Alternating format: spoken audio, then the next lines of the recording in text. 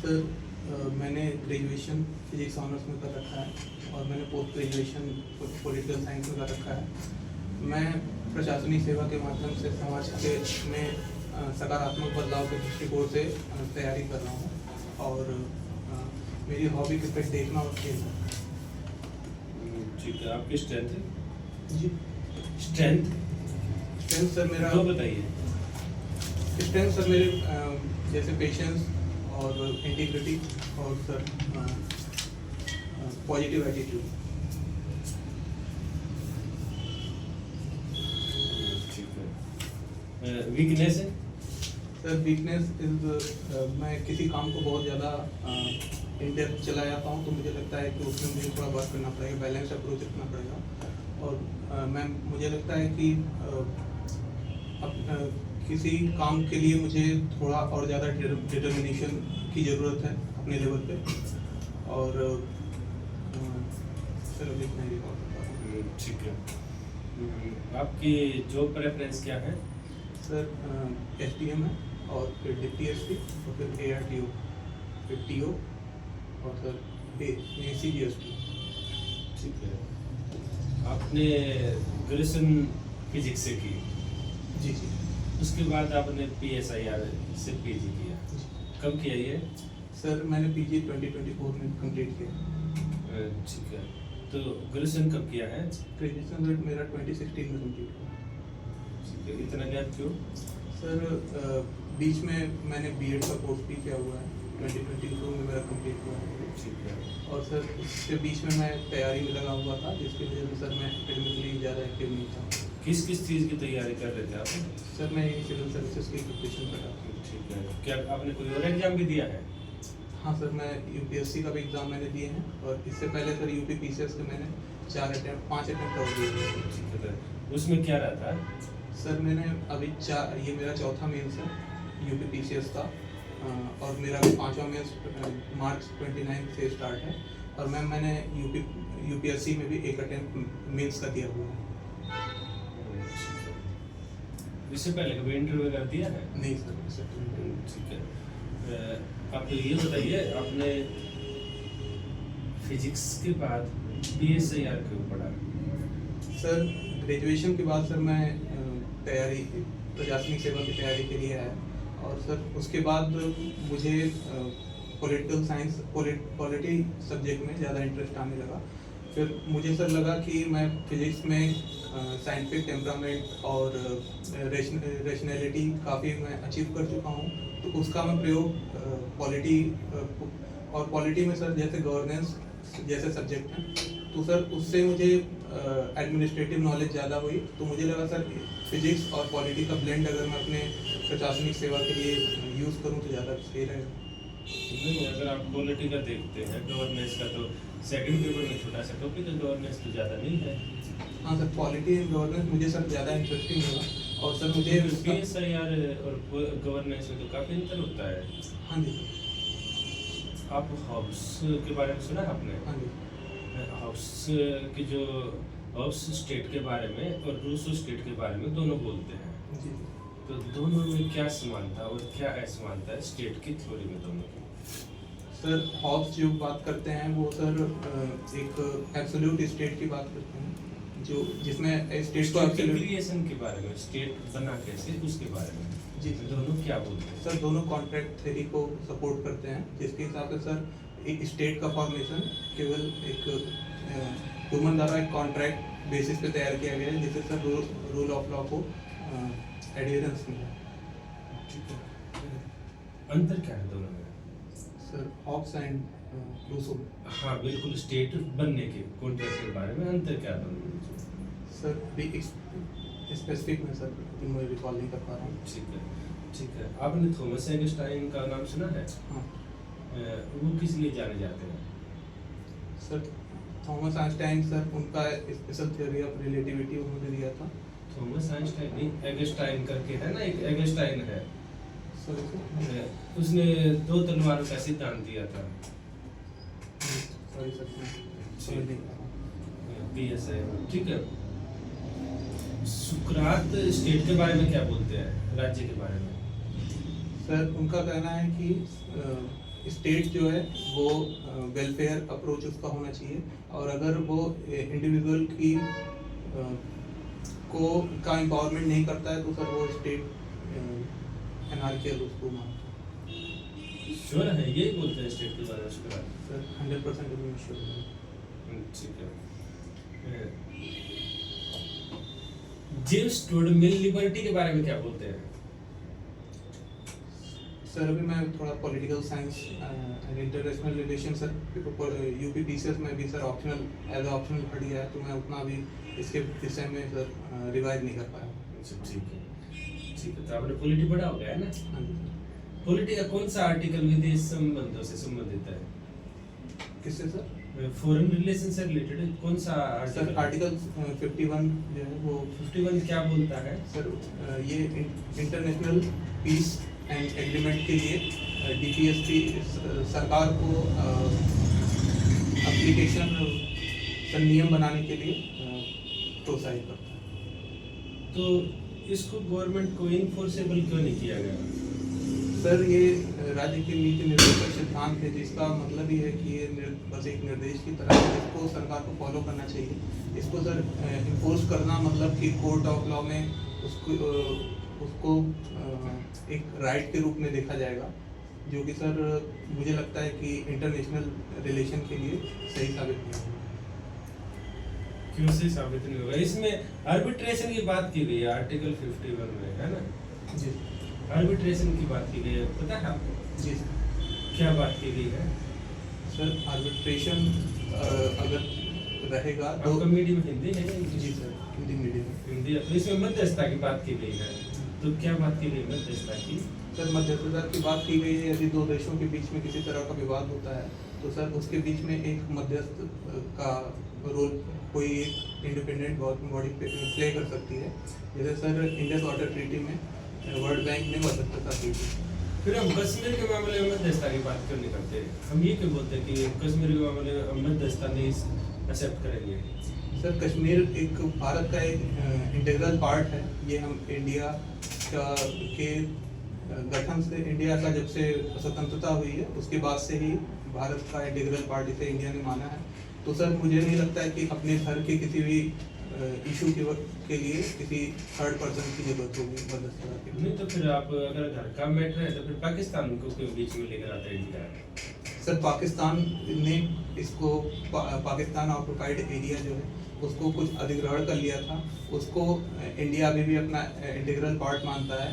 तो इंडिया अभी उसको अपनी टेरिटरी का हिस्सा मानता है, तो वो इसलिए सर पाकिस्तान से बायलैटरल डायलॉग करता है उसमें।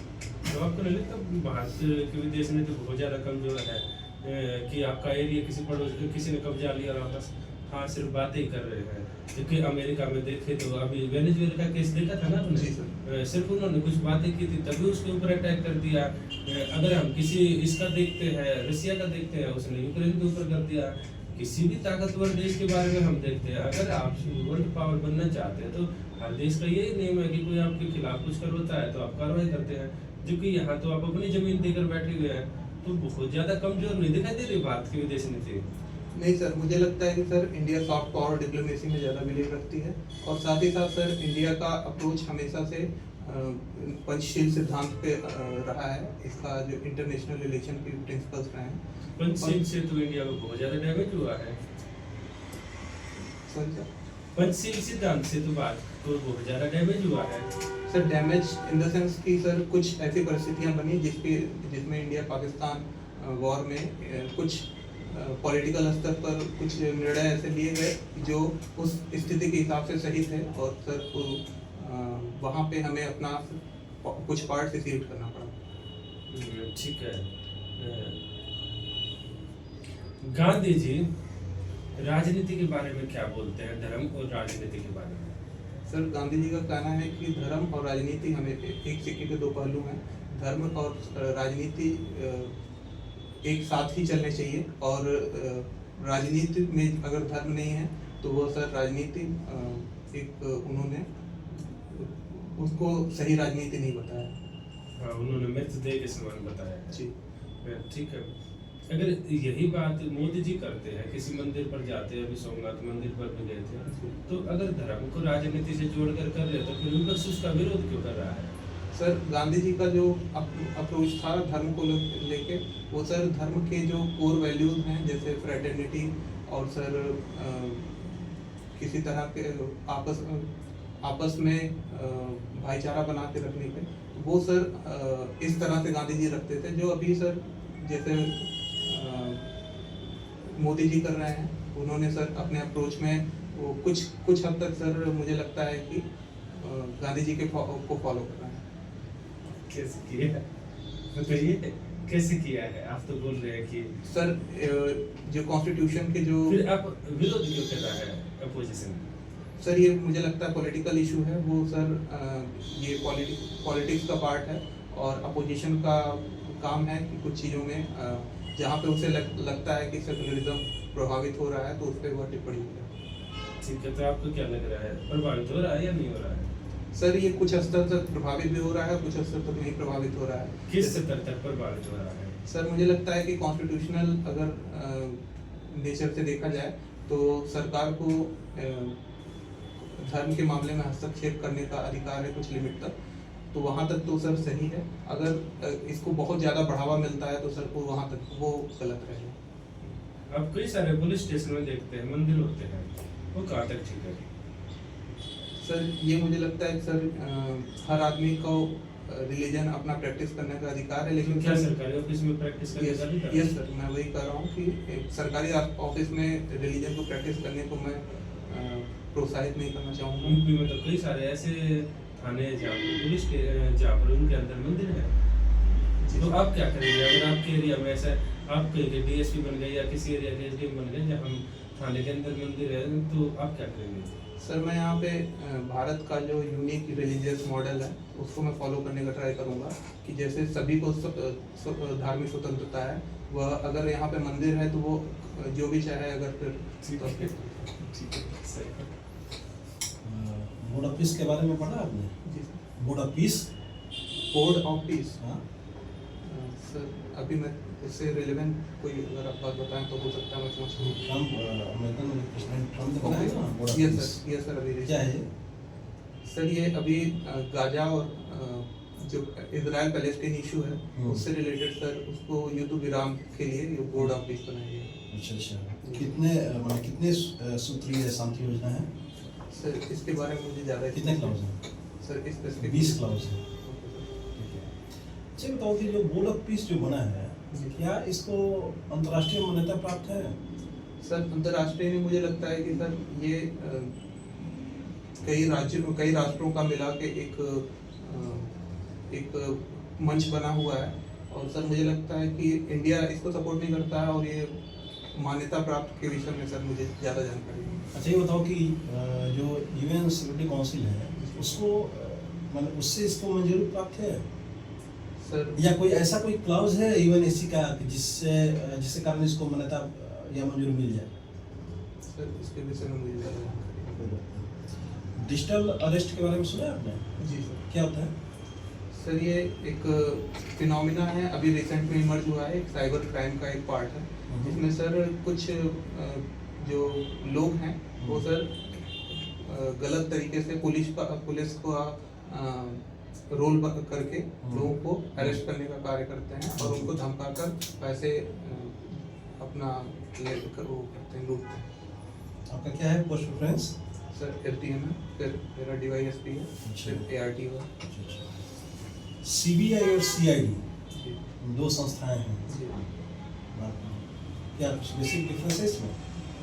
सर सीबीआई एक राष्ट्रीय स्तर पे एक संस्था है जो कि सर पूरे देश में न्याय व्यवस्था को या उससे रिलेटेड कोई भी क्राइम होता है तो वो उसको उसकी जांच करती है। और सर सीआईडी मतलब क्राइम इन्वेस्टिगेशन डिपार्टमेंट, सर इससे मुझे ये जो है ये उसका एक छोटा सा पार्ट है जो किसी भी सीबीआई का ही? नहीं सर, ये पुलिस डिपार्टमेंट का एक छोटा सा पार्ट है। क्या सेंट्रल लेवल का है या स्टेट लेवल का है? सर ये स्पेसिफिक मुझे जानकारी नहीं है इस विषय में, लेकिन सर मैं ये बता सकता हूँ कि ये छोटे लेवल पे किसी भी वारदात की घटना की उसकी जांच करता है। अच्छा, आईबी और रॉ जी इन दोनों में क्या अंतर है? सर, आईबी जो है वो आंतरिक जो इंटेलिजेंस होता है उससे डील करती है, और रॉ सर जो बाहरी इंटेलिजेंस होता है, बाहरी इन द सेंस की अंतर्राष्ट्रीय इंटेलिजेंस उनसे डील करता है। यूपी के वर्तमान डीजीपी कौन है? सर अभी मुझे जानकारी नहीं है। ठीक है, कोई बात नहीं। यूपी के राज्यपाल कौन है? सर श्रीमती आनंदीबेन पटेल। अच्छा, इससे पहले वो किसी स्टेट की सीएम थी, जी, कहाँ की थी? ये वो गुजरात की सीएम रह चुकी है। गुजरात की सीएम है। ठीक है। पुलिस और प्रशासन में क्या अंतर है? सर पुलिस जो है वो लॉ एंड ऑर्डर को मेंटेन करती है, और सब प्रशासन का कार्य एक तरह से वेलफेयर स्टेट का होता है, जो कि समाज में सुरक्षा के साथ साथ डेवलपमेंट को भी प्रमोट करता है। अच्छा, यूपी में जो एक जनपद एक उत्पाद जो योजना लॉन्च की गई है उसका क्या महत्व है? सर ODOP ये वन डिस्ट्रिक्ट वन प्रोडक्ट, ये यूपी की फ्लैगशिप स्कीम है, जिसका सफलता से इसको नेशनल लेवल पे भी अडॉप्ट किया गया है, और सर इसका यूपी के विकास में बहुत ज़्यादा महत्वपूर्ण योगदान है। सर जो मुझे लगता है कि ग्रॉस रूट लेवल पे जो इकोनॉमी है उनको सर ये एक प्लेटफॉर्म प्रोवाइड करता है। यूपी पुलिस के समक्ष वर्तमान में कौन सी प्रमुख चुनौतियां हैं? सर सबसे पहले तो मुझे लगता है कि लॉ एंड ऑर्डर, क्योंकि बहुत बड़ा प्रदेश है ये यूपी, और इसके लिए sir law and order maintain करना सबसे पहले चुनौती रहेगी। दूसरी सर दूसरे लेवल पे देखा जाए तो रिलीजियस या फिर कह सकते हैं कम्युनल जो टेंशन्स होती हैं वो कभी कभी यूपी में बढ़ जाती हैं, तो ये दूसरा मैं चुनौती बोलूँगा।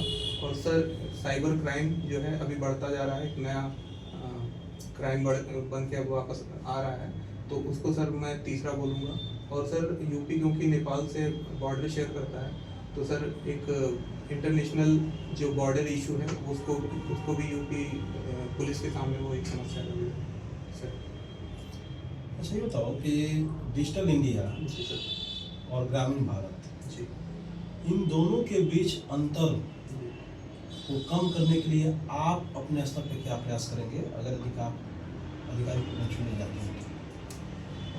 डिजिटल इंडिया और ग्रामीण भारत के बीच के अंतर सर, डिजिटल इंडिया को प्रमोट करके जैसे सर अभी भारत नेट प्रोजेक्ट चलाया जा रहा है जो ग्रामीण क्षेत्र के लिए है, विशेषतः ग्राम पंचायतों को डिजिटली कनेक्ट करने के लिए है। तो सर इस तरह से मुझे लगता है कि डिजिटल लिटरेसी भी बढ़ेगी, और मुझे लगता है कि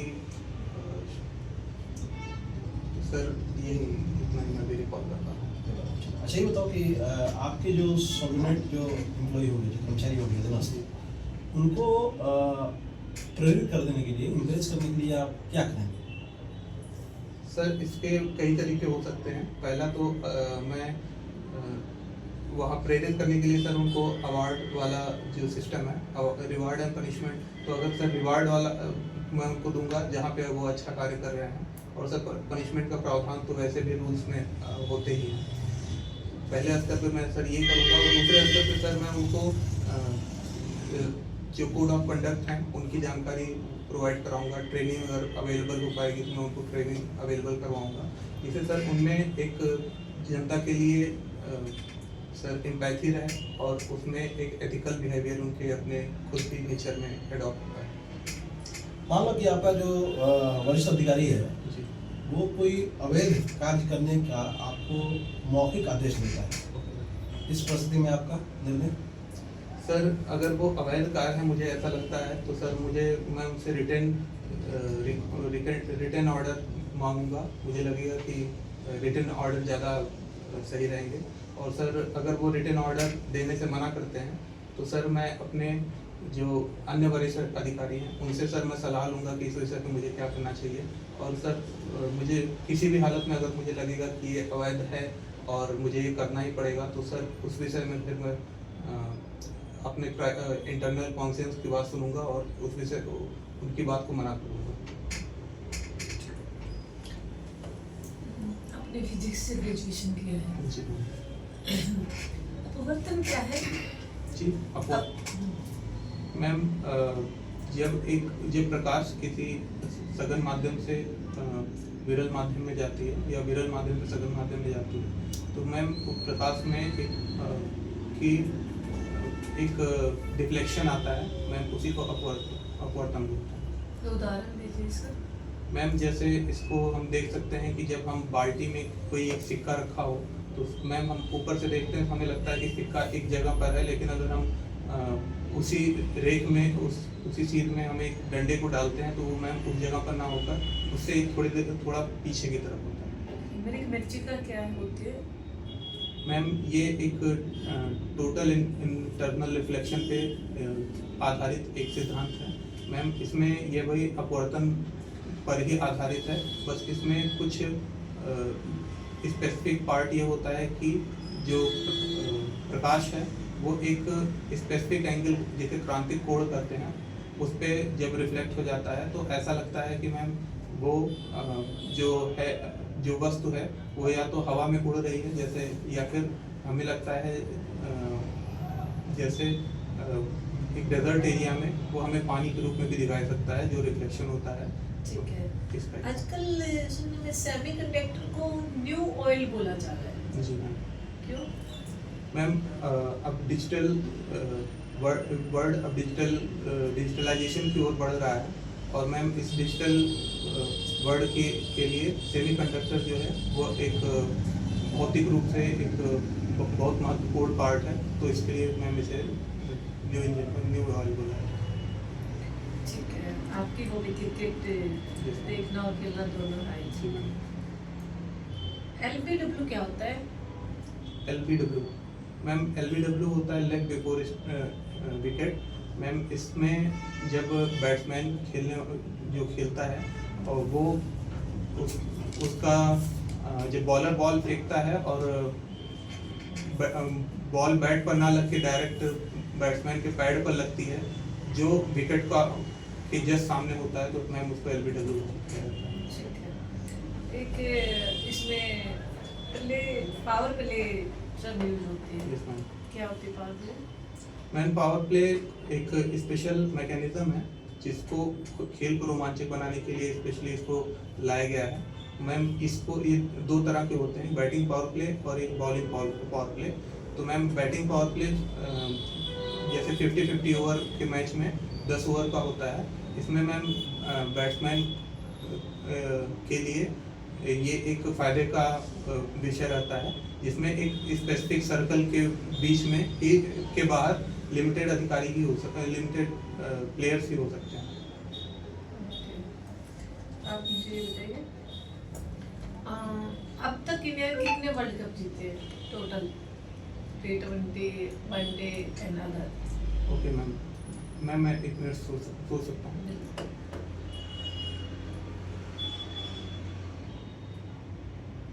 मैम 4 वर्ल्ड कप अभी तक इंडिया ने जीते हैं, जिसमें से 2 T20 वर्ल्ड कप हैं और 2 50-50 वर्ल्ड कप हैं। और इसके अलावा नहीं जीते? नहीं मैम, वर्ल्ड कप तो ये मेंस मैं क्रिकेट की बात कर रहा हूँ। वर्ल्ड कप अभी जी मैम, विमेन वर्ल्ड कप में अभी 50-50 में मैम पहला वर्ल्ड कप अभी इंडिया ने जीता। इसके अलावा अभी एक और वर्ल्ड कप आई थिंक आया होगा। मैम अभी इस टाइम पे मेंस वर्ल्ड कप अगर देखा जाए तो T20 वर्ल्ड कप चल रहा है जो कि इंडिया में ही आयोजित किया जा रहा है। ठीक है। एक डकवर्थ लेविश टर्म यूज होता है, यस मैम। इसका क्या मीनिंग होता है? मैम डकवर्थ एंड लुइस दो क्रिकेट एक्सपर्ट थे। उन्होंने रूल दिया हुआ है कि क्रिकेट से रिलेटेड अगर किसी तरह का व्यवधान आता है जैसे बारिश या फिर किसी अन्य व्यवधान की वजह से क्रिकेट को के गेम को अगर छोटा करना पड़े तो उसके विषय में सर मैम उनके नियम को लगाया जाता है। ठीक है। क्रिकेट में कितने तरीके से चीटिंग की जाती है? चीटिंग होती है या नहीं होती? मैम चीटिंग के विषय में मुझे जानकारी नहीं है। जानकारी नहीं है या आप बताना नहीं चाहते? नहीं मैम, चीटिंग अब स्पेसिफिक जानकारी नहीं है। चीटिंग तो कई तरह से हो सकती है मैम। जैसे अभी एक बार आज के 4 साल या 5 साल पहले ऑस्ट्रेलिया ने सैंड पेपर का यूज़ करके बॉल को ज़्यादा टेम्परिंग की हुई थी, तो उस विषय में मैं मुझे वही चीटिंग याद आ रही। पिंक बॉल कुछ ऐसा यस मैम। क्या वो है इसका?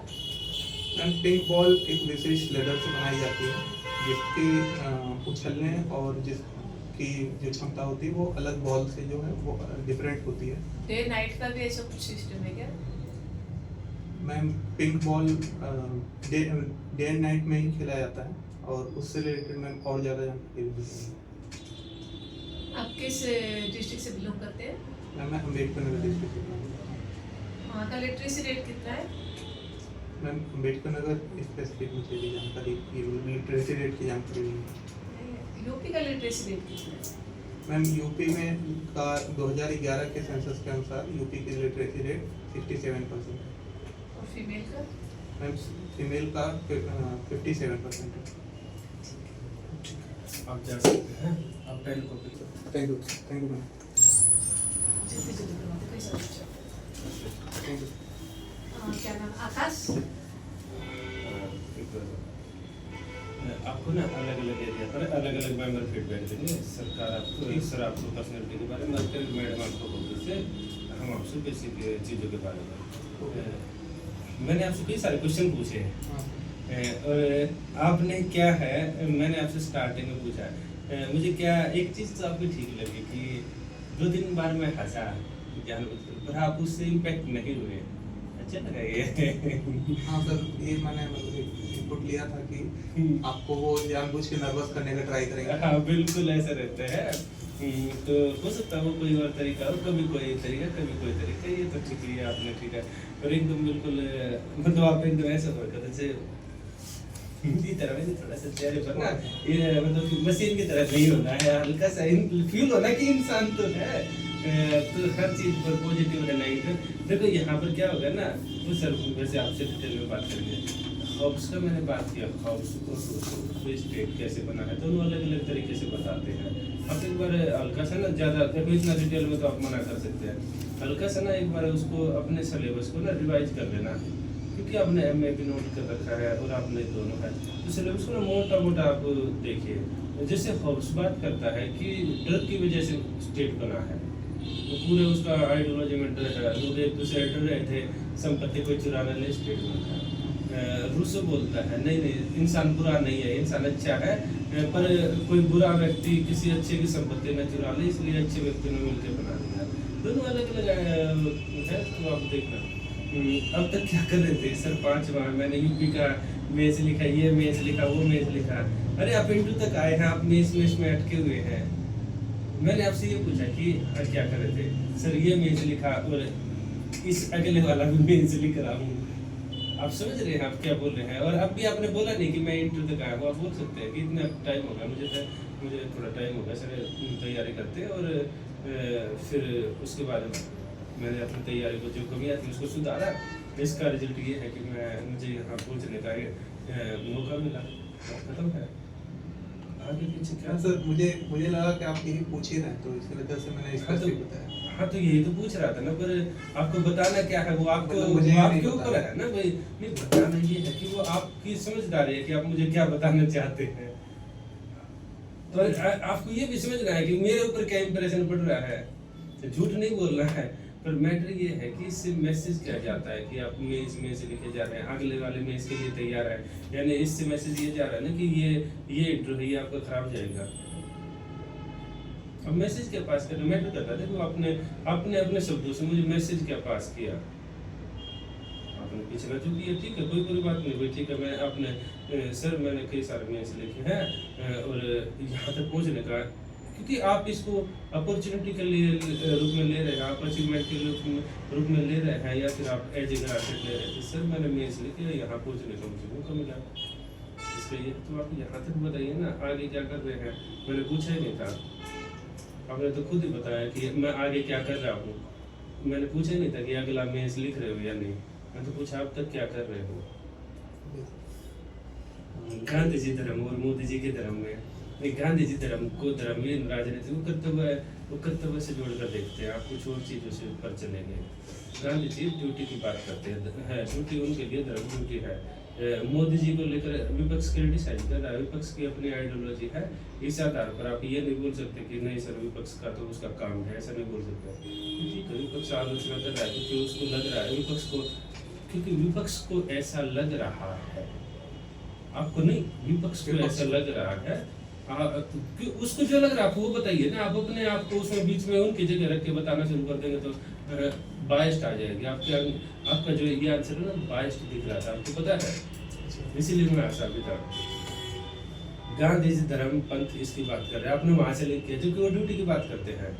इसके अलावा मोदी जी को क्यों वो कर रहे हैं वहां पर, क्योंकि मोदी जी धर्म ये है, आप ऐसे करने लगे। आप ये बोलते हैं ना कि विपक्ष को ऐसा लग रहा है कि किसी पर्टिकुलर धर्म को फैला रहे हैं, जबकि वास्तव फिर क्या ऐसा सच में है? तो नहीं, आप बताते कि नहीं मोदी जी इसके अलावा बाकी जगह भी रहते, बाकी जगह जाते हैं ना।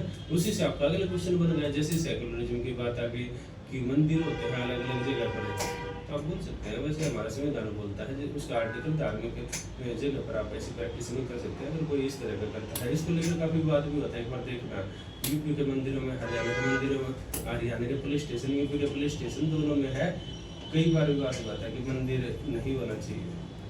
वो आपको पर्टिकुलर रास्ता का इशू है, सोशल हार्मोनी के लिए आप वो करते हैं। तो फिर बात ये है कि आप मंदिर के साथ मस्जिद भी बना दो, क्या क्या बनाओगे? आपने तो यही आंसर था आपका, सोशल हार्मोनी के लेकर क्या क्या बनाओगे। आप उसको ना बोलिए कि सर नहीं ये प्रैक्टिस नहीं होना चाहिए, सिंपल क्लियर स्टैंड। पहले मैंने वही बोला, लेकिन फिर मुझे ऐसा लगा कि मैं नहीं, मतलब स्टेट को ना गलत बोल दूं कि स्टेट में, क्योंकि पुलिस अगर कहीं पर्टिकुलर गलत हो रहा है तो आप उसको कैसे सही करोगे? क्या कानून आपको उसके अलाउ करता है? सिंपल होता है, कानून अलाउ नहीं कर रहा है तो गलत है। और सर अगर स्टेट जैसे ऐसा गलत कर रहा है तो इसको क्या क्रिटिसाइज नहीं, स्टेट कहाँ गलत कर रहा है? क्या स्टेट का रूल है कि यार हर उसमें मंदिर होना चाहिए? समझिए, क्या स्टेट का रूल है? आप अपने दफ्तर में मंदिर बना रहे हैं, वो आपने बनाया है ना कि स्टेट ने, दोनों अंतर आपको समझना पड़ेगा। स्टेट अलग है, इंडिविजुअल अलग है। स्टेट करप्शन नहीं कर रहा, व्यक्ति करप्शन कर रहा है, तो वो आप देखिए उसका कंसेप्ट है, आप देखिएगा उसमें थोड़ा क्लियर कीजिए उसको। क्योंकि आपको पॉलिटी है ना PSIR आपने पढ़ा है तो आपसे उम्मीद की जाती है। कर्मचारियों को लेकर ठीक है, आपने सर ने या मैडम ने पूछा था, आपको बोलना चाहिए था कि आपने ये कर दूंगा, वो कर दूंगा, फलाना कर दूंगा, ये करूंगा। आपको बताना चाहिए था, मैं भी तो आगे बढ़कर काम करूंगा ना, मुझे फॉलो करेंगे।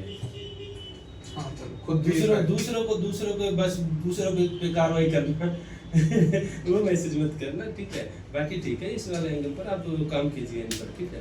बाकी सब बताइए। पर्सनालिटी तो होगा, ठीक है, पर्सनालिटी कोई दिक्कत नहीं है। तो हमको टाइम में थोड़ा सा लग रहा है, टाइम का उठा हुआ लग रहा है ना, है ना?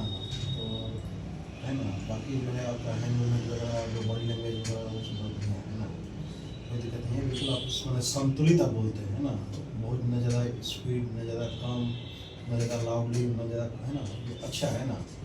तो पर्सनालिटी कोई दिक्कत नहीं है, है ना। मेरे ख्याल से ना आप ना अपने नॉलेज को कब है अपने जो सर मैं 19 फरवरी को ना, तो आप कोशिश ये कीजिए ना कि आप अपनी नॉलेज को ना इन्वेच कीजिए, रिवीजन कीजिए, ठीक है ना। क्योंकि हमको नहीं लगता है ना कि आज 15 तारीख है ना, कब जा रहे हैं आप? सर 18 को जा रहे हैं। तो मेरा ही आपको एडवाइस होगा, बाकी अब आपकी मर्जी है ना, कि आप कहीं मत दीजिए, आप बैठ के जाके ना और अपना बस रिवीजन कीजिए जितना रिवीजन हो सके, ठीक है। क्योंकि आप कब बोलेंगे? जब कंटेंट आपके पास होगा तभी बोलेंगे। आप कंटेंट कब होगा? जब आप उसको रिवीजन करेंगे, उसको पढ़ेंगे, राइट। बाकी जो है आपका पर्सनालिटी ठीक है, उसमें कहीं कोई दिक्कत होगी नहीं पड़ेगी, ठीक है। कंटेंट रिलीज करिए। क्या हॉबी पे आपका ठीक है, आपको पता है अपना ऑलरेडी प्रिपेयर है, आपने फिजिक्स से ग्रेजुएशन किया है, तो क्योंकि स्टार्टिंग में तो आपसे ग्रेजुएशन पे ही पूछेंगे, तो उसको ही कर लीजिएगा थोड़ा रिवीजन। बाकी तो मैंने जो कुछ आपने बता दिया था, ठीक है। जैसे बाकी मैंने ब्लैक होल वगैरह ये सब तो नहीं, आप मतलब आप अपने अकॉर्डिंग ना मेन आप ये देखिएगा फिजिक्स के क्या क्या क्वेश्चन बन सकते हैं, उनको आंसर कर लीजिएगा बस, ज़्यादा नहीं उनको जरूर, क्योंकि बाकी और स्कोप भी है आपका, फिर जो आपके एथिक्स पे भी हो सकता है कुछ पूछा जाए आपसे, जैसे हम नहीं पूछ पाए, तो अपने सारे एरिया को आप 2-3 दिन है आपके पास, 2-3 दिन है तो कंटेंट को अभी ना अगर अच्छे जाएगा आप अच्छे से हाँ, प्रैक्टिस बोलते अच्छा आपका वही ना, और हाँ, कोई कमी बोलने का नहीं। मतलब बाकी एक ये जो आप तो- क्लासेस लगाए हैं पावर का है, हाँ थोड़ा सा इस पर काम कर लीजिएगा, कौन सा लेंस है। हाँ surveillance तो हाँ, उत्तल लेंस, अवतल लेंस है। अच्छा, उत्तल लेंस का भी उपयोग करते हैं, अवतल कब करते हैं, बाइफोकल लेंस का उपयोग कब करते हैं, बस इतना ही कुछ है ना। लास्ट टाइम होता है ना, उसमें ज्यादा फीडबैक का नहीं रहता है, उसमें इतना फीडबैक काफी रहता है, ठीक है। अच्छे से करना आपका अच्छा हाँ। सर इससे पहले मैंने जो मॉक दिए हैं हाँ। उसका सर मैं अगर वो करूँ तो जैसे जो मेरा पहला ये मेरा सर दूसरा मॉक है, अच्छा। इससे पहले जो मैंने दिया था उसमें सर ये था कि थोड़ा मैं जल्दी रिप्लाई दे दे रहा था, मतलब जैसे क्वेश्चन खत्म हुआ नहीं तुरंत रिप्लाई, अच्छा। तो सर ये मुझे मिला था, तो सर इसमें थोड़ा नहीं improvement नहीं है। आपकी बात तो सही है, अभी तो आप एकदम अच्छा है, बहुत अच्छा है। रिप्लाई करने का आपका सारी चीजें ठीक है, बताया ना आपको थोड़ा सा जैसे ऐसा लग रहा था मुझे जैसे मैं मशीन से बात कर रहा हूँ। स्माइल नहीं स्माइल मतलब देखो स्माइल की वजह से अपने एटीट्यूड को खराब मत करना, स्माइल में एक चीज- मतलब एक होता है ना कि जैसे थोड़ा सहज लगते हैं, सहज लगने का क्या है, कुछ नहीं, आप उसको एंजॉय कीजिए। स्माइल आप जब मैं अगर देखो सोचने कि लग जाता